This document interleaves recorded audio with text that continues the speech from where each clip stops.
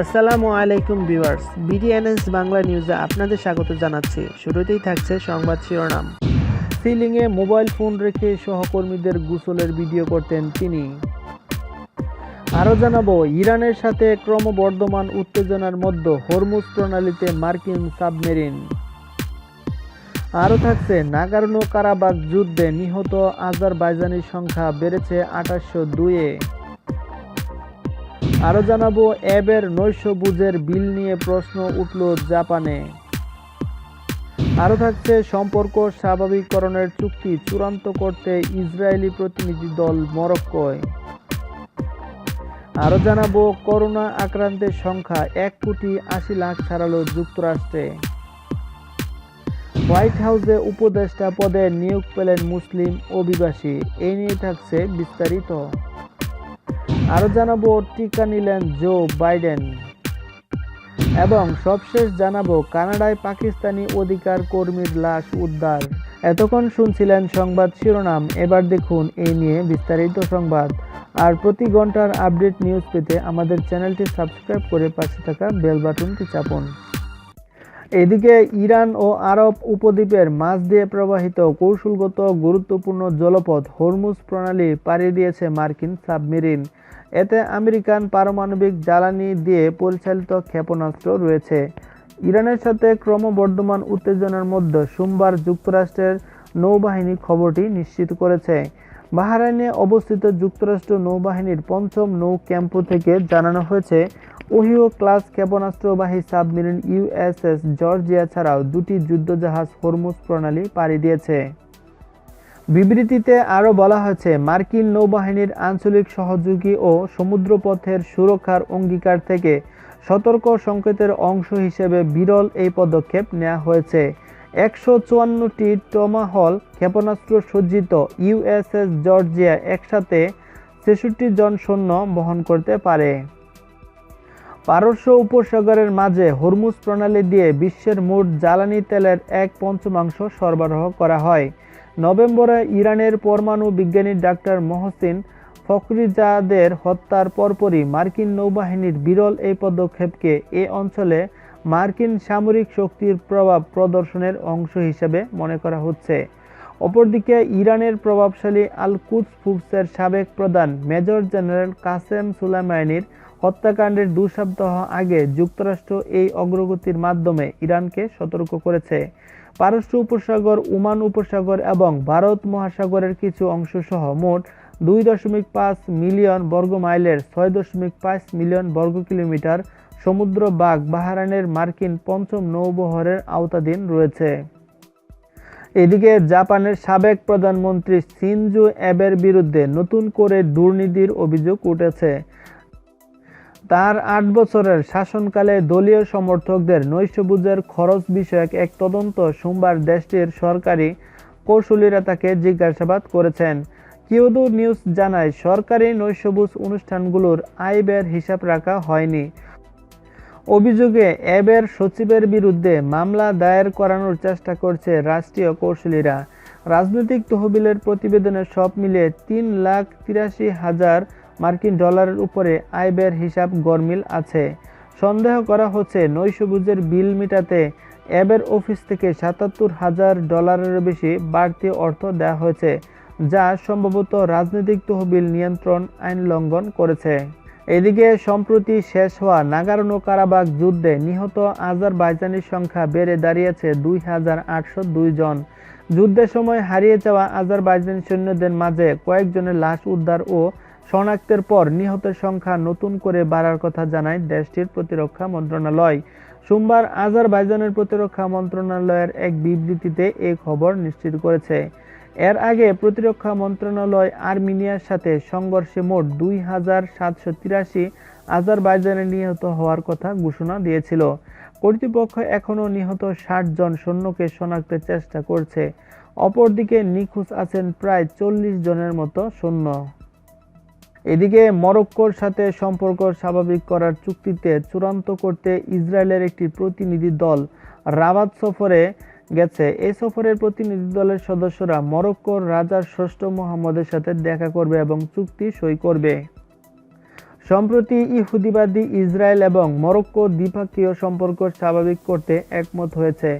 এক্ষেত্রে মধ্যস্থতার ভূমিকা পালন করছে আমেরিকার প্রেসিডেন্ট ডোনাল্ড ট্রাম্পের প্রশাসন।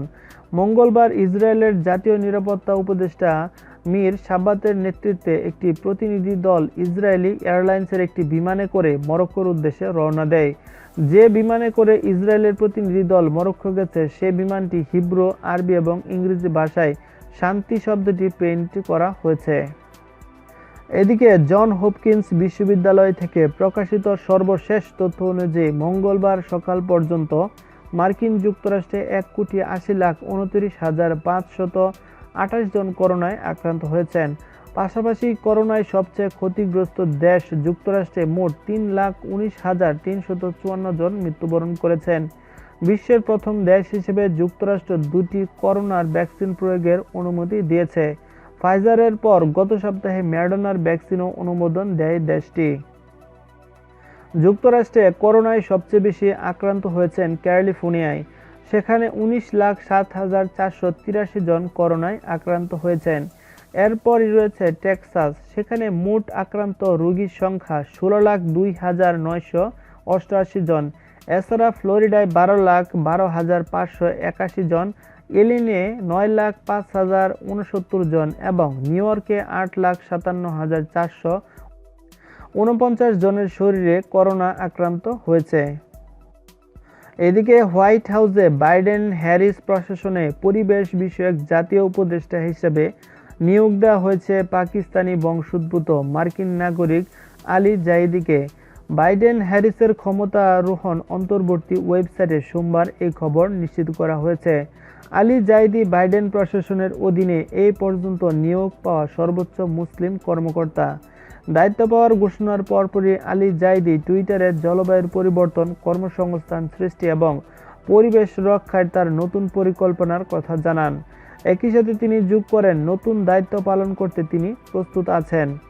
পাকিস্তানে জন্ম নেওয়া আলী জাইদি পরে যুক্তরাষ্ট্রের পেনসিলভেনিয়া রাজ্যের ইয়ারি শহরে চলে যান। হার্ভার্ড বিশ্ববিদ্যালয় থেকে তিনি গ্র্যাজুয়েশন করেন এবং জর্জটাউন বিশ্ববিদ্যালয় থেকে জেডি ডিগ্রি অর্জন করেছেন। এর আগে তিনি গভর্নর ফর এনার্জি অ্যান্ড এনভায়রনমেন্টের ডেপুটি সেক্রেটারি এবং নিউ ইয়র্ক রাজ্যের ক্লাইমেট পলিসি অ্যান্ড ফিন্যান্সের চেয়ারম্যান হিসেবে দায়িত্ব পালন করেন। তিনি শিক্ষার্থীদের প্রযুক্তি নীতিমালা এবং জলবায়ু পরিবর্তনে অর্থনৈতিক ও রাজস্বে এর প্রভাব নিয়ে শেখাচ্ছেন। পাশাপাশি তিনি lawyers for the sustainable economy সংগঠনটির সহ-প্রতিষ্ঠাতা। এই সংগঠনটি নবায়নযোগ্য অর্থনীতির উদ্যোক্তাদের আইনি সহায়তায় কাজ করে। এদিকে আমেরিকার নতুন প্রেসিডেন্ট জো বাইডেন করোনা টিকা নিয়েছেন। 78 বছরের বাইডেনের এই টিকা নেয়ার দৃশ্য লাইভ সম্প্রচারিত হয়। টিকা নিতে আমেরিকাবাসীকে উদ্বুদ্ধ করতেই বাইডেনের এই পদক্ষেপ। ফাইজারের টিকাটি নিলেন তিনি। এক্ষেত্রে তিনি হারিয়ে দিলেন বিদায়ী প্রেসিডেন্ট ডোনাল্ড ট্রাম্পকে, কারণ ট্রাম্প কখনো এই টিকা নেননি। কবে এই টিকা নেবেন বা আদৌ নেবেন কিনা তাও জানানো হয়নি। টিকা নেওয়ার সেই ভিডিও শেয়ার করে টুইটে বাইডেন লিখেছেন, আমি আজ কোভিড টিকা নিলাম। যারা এই টিকা আবিষ্কার করেছেন সেই সব বিজ্ঞানী ও গবেষকদের কাছে কৃতজ্ঞ। আমার প্রিয় আমেরিকাবাসী, আর কোনো চিন্তা নেই, ভ্যাকসিন বাজারে এলে আপনারা নিতে পারবেন। এদিকে কানাডার টরন্টোতে স্বেচ্ছা নির্বাসিত পাকিস্তানের পশ্চিমাঞ্চলীয় বেলুচিস্তানের রাজনৈতিক কর্মী কারিমা বালুচের লাশ উদ্ধার করেছে পুলিশ। তিনি রোববার থেকে নিখোঁজ ছিলেন। কারিমা বালুচের মৃত্যুর ঘটনার তদন্ত দাবি করেছে আন্তর্জাতিক মানবাধিকার সংস্থা অ্যামনেস্টি ইন্টারন্যাশনাল। বালুচিস্তানের জন্ম নেওয়া 37 বছর বয়সী কারিমা বালুচ নিখোঁজ হওয়ার পর টরন্টো পুলিশ একটি আলিপ জারি করে। পরে তার বন্ধুরা জানিয়েছে তার লাশ পাওয়া গেছে। পাকিস্তানের রাজনৈতিক কর্মী কারিমা বালুচ দেশটির সেনাবাহিনী এবং রাষ্ট্রের কঠোর সমালোচক ছিলেন, যে কারণে এক সময় তিনি দেশ থেকে বাধ্য হন। তিনি 2016 সালে বিবিসির তৈরি 100 প্রেরণাদানকারী নারীর তালিকায় একজন হিসেবে নির্বাচিত হন। প্রেমিকের সাথে সম্পর্ক বাঁচাতে মহিলা সহকর্মীদের গোসলের করার ভিডিও তাকে পাঠানোর অভিযোগ উঠল বেঙ্গালুরুর এক নার্সের বিরুদ্ধে। অভিযুক্তকে গ্রেফতার করা হয়েছে। পুলিশের জালে ধরা পড়েছে 24 বছরের প্রেমিকও। জেরার মুখে দুজনেই অপরাধ স্বীকার করে নিয়েছে। বেঙ্গালুরুর এক সংবাদ মাধ্যম সূত্রে জানা গিয়েছে, আটক নার্সের নাম অশ্বিনী। বেঙ্গালুরুর এক নামী হাসপাতালের জরুরি বিভাগে কাজ করতেন তিনি। এর আগে দুবার বিয়ে হয়েছিল অশ্বিনীর, কিন্তু তা বেশি দিন টেকেনি।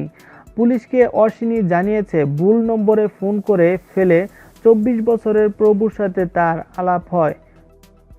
পেশায় নামী হোটেলের সে প্রভু। অল্প দিনেই বন্ধুত্ব প্রেমের সম্পর্কে পরিণত হয়। প্রভু যখন অশ্বিনীর আগের বিয়ের কথা জানতে পারে, তাকে এড়িয়ে যাওয়ার চেষ্টা করে। সম্পর্ক বাঁচাতে সমস্ত কিছু করার আশ্বাস দেয় অশ্বিনী। এই আশ্বাসের সুযোগ নেয় 24 বছরের ওই যুবক। প্রথমে সে অশ্বিনীর নগ্ন অশালীন ভিডিও চেয়ে পাঠাতো, পরে অশ্বিনীর মহিলা সহকর্মীদের ভিডিও চেয়ে পাঠায়। সম্পর্ক বাঁচাতে হাসপাতালের বাথরুমের সিলিংয়ে মোবাইল ফোন লুকিয়ে রাখত অশ্বিনী। মহিলা কর্মীরা সেখানে স্নান ও নিত্যকর্ম সারতেন। সেই ছবি ভিডিও প্রেমিককে সরবরাহ করত অশ্বিনী। পুলিশ সূত্রে আরও জানা গিয়েছে, এই ছবি ও ভিডিও অনলাইনে বিক্রি করা হতো। হাসপাতালের এক কর্মী সিলিংয়ে অশ্বিনীর ফোনটি দেখতে পান। সাথে সাথে তিনি কর্তৃপক্ষকে বিষয়টি জানান। অনৈতিক কাজ ফাঁস হয়ে গেলে অতিরিক্ত ঘুমের ওষুধ খেয়ে আত্মহত্যার চেষ্টা করে অশ্বিনী। তাকে সুস্থ করে পুলিশের হাতে তুলে দেওয়া হয়েছে। বেলুর থেকে অশ্বিনীর প্রেমিক প্রভুকেও গ্রেফতার করা হয়। ঘটনার পূর্ণাঙ্গ তদন্তের আশ্বাস দিয়েছে বেঙ্গালুরু পুলিশ। কোন কোন সাইটে এই ছবি ও ভিডিওগুলো বিক্রি করা হয়েছে, প্রভুর সাথে এই কর্মকাণ্ডে অন্য কেউ জড়িত রয়েছে কিনা তা খতিয়েও দেখা হচ্ছে।